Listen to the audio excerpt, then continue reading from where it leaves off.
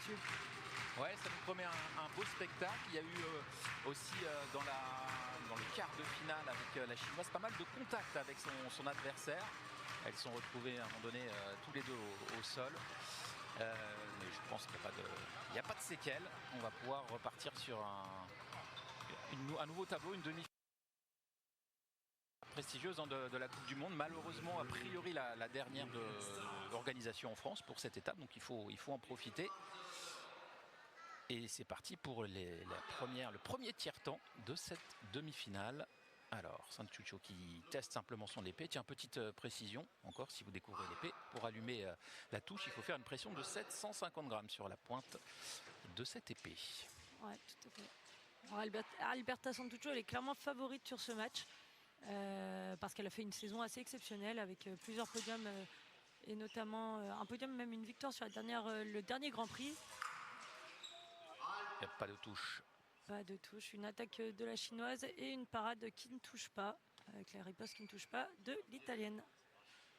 Alors elle va resserrer, je crois, son épée. Non, qu'est-ce qu'elle retire je sais pas, elle a un truc dans la main. Je sais pas. Elle est venue avec ses clés.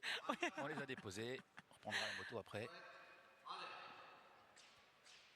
Alors une droitière contre une gauchère. Il y avait 6 gauchères, je crois, en quart de finale tout à l'heure. Bon, c'est un cas de figure assez régulier. Vous êtes droitière ou gauchère? Gauchère. Et alors pour avoir tiré Alberta Santucho cette année, Alberta Santucho, elle est très forte. Attaque, coup double.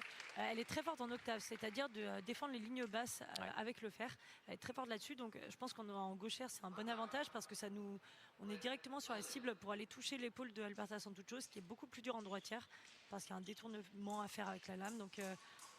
Donc ça peut être un avantage pour Yang, clairement.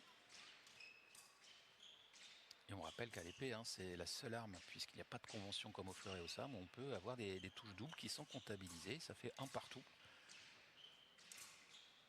Et c'est aussi pour ça qu'Alberta Santucho a souvent la pointe assez haute, ce qui lui permet de faire des octaves. On le voit là par exemple. Ouais.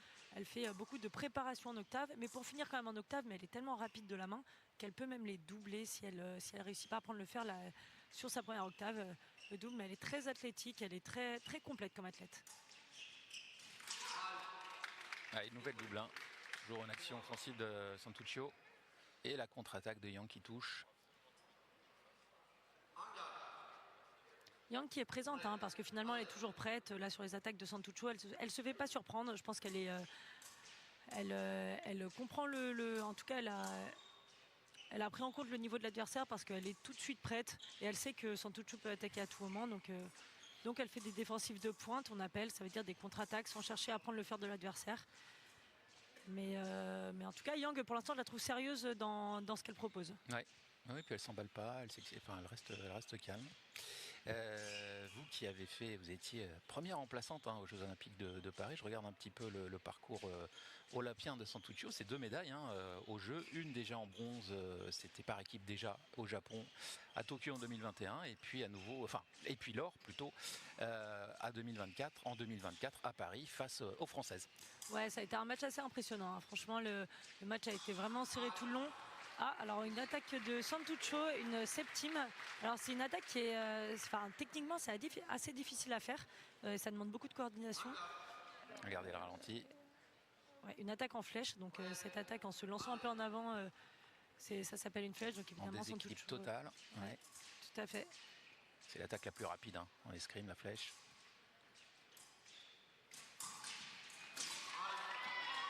Voilà. Et alors je pense que la chinoise a complètement raison sur ce qu'elle propose de chercher des contre-attaques, et je pense que la cible intéressante sur Santucho, c'est d'aller toucher sa main, c'est d'aller toucher son épaule. Là en tout cas elle propose un jeu qui est cohérent avec les qualités, ou en tout cas les caractéristiques de l'adversaire. Oui, complètement. Et c'est vrai qu'en escrime, on tend des pièges et on essaie de ne pas tomber dans les pièges de l'adversaire, donc il y a aussi un temps d'observation qui ne débute pas pendant le match. Les tireuses et les tireurs s'observent beaucoup tout au long des compétitions. Ouais, il y a beaucoup d'analyses vidéo avant de chaque compétition. On regarde l'adversaire qu'on va prendre au moins au premier tour, et chaque tour. Ouais, une attaque à petite distance de la chinoise, un peu trop près, et finalement Alberta Santucho, elle est directement sur la cible. Allez, elle prend un petit point d'avance alors qu'il reste 15 secondes à disputer dans ce premier tiers-temps. On va peut-être en rester à 4-3. Voilà, a priori les tireuses ont envie d'en rester là. On va aller prendre la minute de pause qui sert à s'hydrater. Il fait très chaud ici au stade Pierre-Bourreau-Solette à Coubertin, mais surtout on prend les conseils du coach. C'est lui qui a le regard extérieur à ce moment-là et qui a la lucidité peut-être pour voir ce qui ne fonctionne pas quand l'athlète ne comprend pas.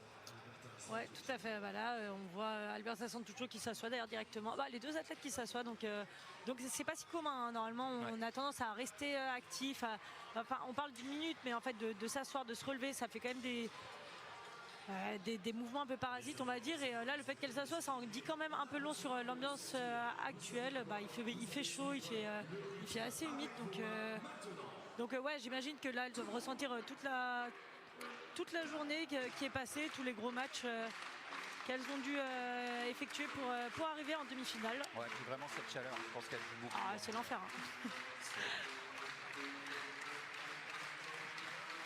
Alors l'an passé, il y avait eu le Challenge Monard, la même version que cette Coupe du Monde, mais pour les garçons. Et on a la chance d'avoir dans l'équipe de cadreurs, celui qui vous propose des images à la Steadicam, et bien c'est simplement quelqu'un qui avait fait deuxième l'an dernier au Monal. Vous voyez qui c'est ? Tout à fait, Gaëtan Villa. Et ben voilà. Bien sûr, gauche et poignet droite, extrêmement précis, il faut le dire. Et bien il a rejoint l'équipe. C'est bon, il est avec nous. Pour vous proposer ces belles images d'escrime. Avec à la réalisation François Coquard et la responsabilité technique de Maxime Simoneau. François Coquet. J'ai mélangé, pardon, c'est François Coquet. Et Antoine Coquard qui est aussi dans l'équipe. J'ai mélangé le nom, les prénoms, c'est pas grave. J'espère qu'il va m'excuser. Allez, on revient sur le match parce que c'est quand même ça la priorité. Une petite longueur d'avance pour Alberta Santuccio. Ouais, on sent qu'elle cherche quand même des cibles. Alors, en tout cas, qu'il y a beaucoup de variations dans les actions. Dans les cibles, on a une attaque, une préparation au pied de la chinoise et là finalement une attaque dessous de l'italienne. Enfin voilà, on sent qu'elles sont dans la recherche et dans la création, donc c'est intéressant. Et je trouve que c'est marrant parce que les deux, elles sont assez dans l'école de leur pays. C'est-à-dire que l'italienne a un jeu beaucoup en fer. Évidemment, elle développe des actions de pointe aussi, mais elle va beaucoup chercher le fer dans ses actions. Les Chinoises, elles s'entraînent beaucoup et elles ont tendance à être très fortes dans des actions. Elles ont tendance à presque dérouler leur jeu assez facilement. Et en fait, quand ça rentre, on peut facilement prendre 15 fois la même. Parce qu'elles, si ça marche une fois, elles peuvent le faire 10 fois de suite. Ouais. Là, on a vu plusieurs contre-attaques de la chinoise. Je pense que si elle est réglée là-dessus, elle peut en mettre 15. Et en fait, ce sera toujours très bien placé. C'est assez impressionnant. C'est vrai qu'en Chine, il y a toujours eu, depuis le début, que ce pays performe en escrime. On ne les voit pas toujours, d'ailleurs, les Chinois, même dans tous les sports. Alors, ils sont un peu plus obligés de se montrer, entre guillemets. Avant, on les voyait un an avant les Jeux. Et puis, on les voyait plus trop. Je crois que ça évolue un petit peu. Mais c'est vrai qu'ils sont très... ils travaillent vraiment à la chaîne. C'est très automatisé, ce qu'ils font. Ouais. Non, mais c'est assez impressionnant. Et puis, on a une Coupe du Monde en Chine, là, sur le circuit de Coupe du Monde. Donc, on a 8 Coupes du Monde dans l'année. Les Coupes du Monde, c'est des étapes mondiales pour se qualifier au championnat d'Europe au championnat du monde. Pour moi en Europe, championnat d'Europe et du monde. Mais donc à chaque fois, il y a beaucoup plus de Chinoises quand on fait les Coupes du Monde en Chine. Et le niveau, il est assez impressionnant. On sait que même des filles qu'on ne connaît pas sont finalement super fortes. Il y a un collectif très fort. C'est ça. Et puis il y a un vivier là-bas. Je ne sais pas combien il y a d'escrimeurs et d'escrimeuses, mais je ne crois pas qu'on ait le chiffre, mais ils sont nombreux. Donc, mais c'était impressionnant. La dernière fois, on avait une compétition de jeunes qui se déroulait à côté de la Coupe du Monde. Mais en fait, on voyait déjà un niveau impressionnant pour des jeunes. Allez, ça sort bien Santuccio là-dessus. Ouais, et en même temps, la chinoise fait quand même une erreur de jambe à faire une préparation. Je pense qu'elle a envie de faire attaquer l'autre, mais finalement, elle est un peu trop près. Donc Santuccio, elle prend direct l'opportunité sur la marche de l'autre.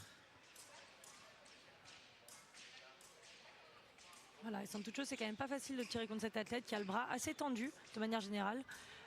Donc c'est difficile parce que ça nous donne une fausse information sur la distance. Et voilà, on voit que la chinoise, elle tombe beaucoup dans le vide. C'est vrai. Alors, je pense qu'elle va être bonne. Je pense qu'elle est directe. C'est la riposte. La remise immédiate, quoi. C'est ça ? Ouais, tout à fait. Donc c'est bon. Allez, ça fait 9-5, 4 points d'avance. Et oui, au final, Santuccio, elle prend quand même le large.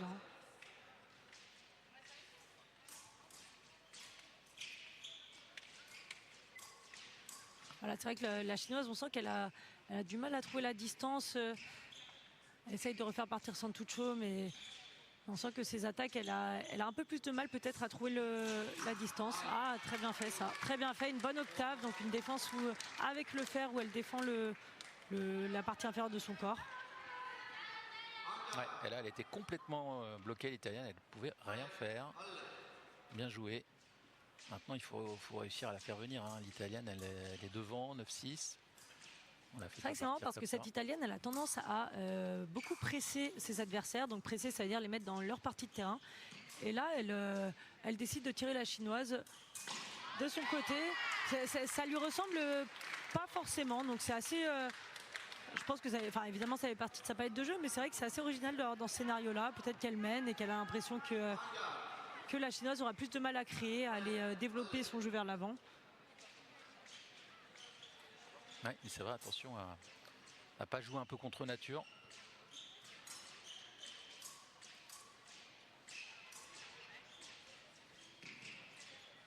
Alors il y avait une autre italienne en quart de finale, elles étaient deux. On avait Gaia Traditi. Exactement. Gaia Traditi qui est tombée face à Yang. Oui, tout à fait. Et alors en plus, donc, pour les italiennes, c'est un peu le même système que nous. Leur équipe n'est pas définie en début d'année. Donc c'est-à-dire que le circuit de Coupe du Monde va définir l'équipe qui va faire les championnats d'Europe qui sont dans 2 semaines à Antony, à côté de Paris. Ouais. Et dans 1 mois, les championnats du monde, ou 2 mois, à Hong Kong. Donc voilà, toutes ces étapes de Coupe du Monde permettent de se qualifier. Et Gaia Traditi, elle jouait clairement une sélection sur cette compétition où l'équipe d'Italie, il me semble, avait du mal à trouver la 4e athlète de leur équipe. Enfin, en tout cas, c'est ce qui se profilait. Donc là, on imagine qu'en tout cas, elle a marqué des points. Elle a su répondre présente à un événement assez avec un niveau très élevé. Alors on voit les plus jolies actions qui s'enchaînent, ces belles prises de fer. Et la chinoise, voilà, on sent qu'elle est pas loin, hein. Elle peut trouver des solutions. C'est encore long, il reste 3 minutes, on est à 9-7, 2 points d'écart, ça se rattrape, hein, largement le temps. Mais bon, elle a aussi face à elle, Santucho, c'est pas rien. Et la chinoise, elle a montré un jeu très complet depuis le début, hein, avec des parades, des défensives de pointe, donc encore une fois sans utiliser le fer. Donc voilà, une grande variété d'actions. Elle a essayé d'aller au pied, elle a essayé d'aller au corps. Donc voilà, les deux, elles proposent un jeu assez complet. Allez, c'est reparti pour 3 minutes, les 3 dernières minutes de cette première demi-finale. Avantage Alberta Santucho, qui subit un petit peu moins, entre guillemets. En tout cas, elle remet un peu plus de jambes et un peu de pressing. Ouais, alors Alberta Santucho, c'est bien fait. Encore une fois, la variation d'action là sur la marge de l'autre, d'oser aller à petite distance comme ça, parce qu'elles ne sont pas à grande distance, d'aller au pied. Elle la touche au tibia, il me semble. Mais oui, donc Alberta, c'est une athlète très cardio. Quand on est en face, en fait, on se rend compte des qualités physiques de l'adversaire.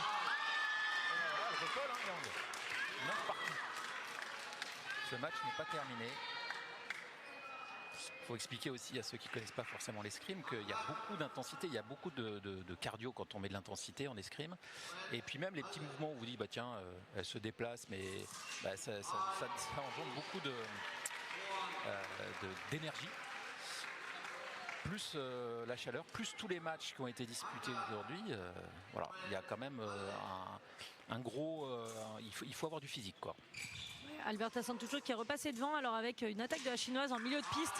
Nous, c'est vraiment... c'est une erreur de faire un milieu de piste comme ça sur le préaller. C'est vraiment des choses qu'on essaye d'effacer du jeu dans le haut niveau. D'ailleurs, on dit, on ne fait pas des attaques en milieu de piste. Non, mais alors ça, les entraîneurs sont tout le temps à nous dire ça, mais parce que c'est... Mais bon, j'imagine que parfois vous êtes tenté, vous dites là, je vais le faire. Eh bien oui, parce que l'autre a tendance à marcher. Voilà, ils sont toujours là, elle a tendance à accélérer les moments de match où elle est devant, et c'est là qu'elle est très forte, parce que finalement elle n'hésite pas à attaquer en milieu de piste, parce qu'elle est en train d'accélérer le match. Sur un moment, elle a pris la tendance, parce qu'elle avait pris 2 touches, et puis là finalement elle est repassée devant. Allez, elle reprend les devants. Santucho, c'est peut-être l'expérience qui va parler au final. Encore 2 minutes. Ouais, et puis le jeu qu'elle propose, un jeu plein d'audace et malin. Et moi, c'est ça que j'adore dans le jeu de Santucho, c'est qu'à la fois, elle est capable d'aller faire des grosses attaques au préaller en milieu de piste. et en même temps à tirer l'autre dans sa partie de terrain ou bien à la presser, mais là il se trouve que c'est dans sa partie de terrain, en préparant un peu plus longtemps, en essayant de chercher un peu plus, en tout cas en amenant l'autre là où elle a envie. Ouais. Et elle a tenté la touche au pied, hein, Yang, mais bon, c'est pas passé loin.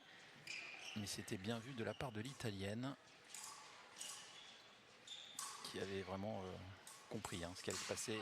Mais oui, mais c'est... on voit que la Chinoise elle a du mal à s'engager pleinement là. Elle attaque, mais finalement elle tombe très vite dans la parade de l'Italienne parce qu'elle a peur de tomber dans la parade. Je pense qu'elle y va peut-être un peu moins vite, un peu moins franco. D'ailleurs, on voit sa flèche, elle est un peu verticale sur cette dernière action. Elle va pas vraiment vers l'avant, elle va un peu vers le haut. Voilà, l'octave de Santuccio, franchement, elle est redoutable.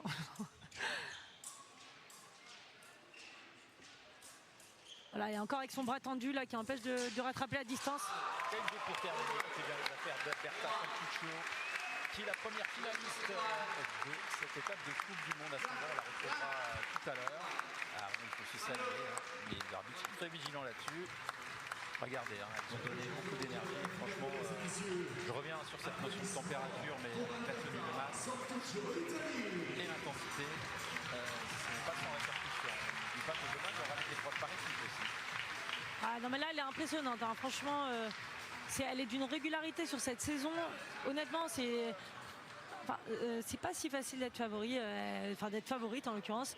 Elle est là et finalement elle fait ses matchs et puis avec un niveau technique, un niveau tactique qui fait ce qui est son résultat aujourd'hui. Je pense qu'elle est dans les 3 premières mondiales. Mais oui, en tout cas, ça annonce de grandes choses pour les championnats d'Europe et du monde. Oui, complètement. Et c'est vrai que ça approche ces championnats d'Europe.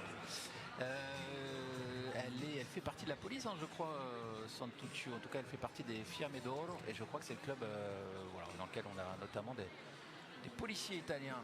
Ouais, c'est possible. Après, chez les Italiens, ils sont beaucoup à faire partie de la douane, de la police, de l'armée. Sur les gendarmes. Ouais, tout à fait. Ce qui est un peu moins commun en France. Il y en a, mais c'est un peu moins commun. Champions quand même. Ouais, tout à fait. Il y a l'armée des champions qui accompagne beaucoup d'athlètes dans leur double projet et même dans la reconversion. Mais oui, c'est vrai que les Italiens, c'est assez commun de faire partie de l'armée ou de la douane.